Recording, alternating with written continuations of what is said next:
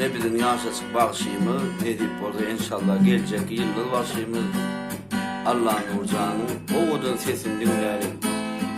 Hani yerci Dostlar bir gözüm vasfın sizleyin adım yüreğimde canar alivi.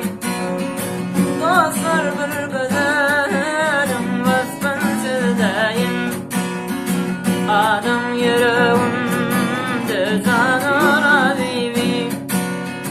Sevgimi baştan beyan edeyim adım yüreğimde canar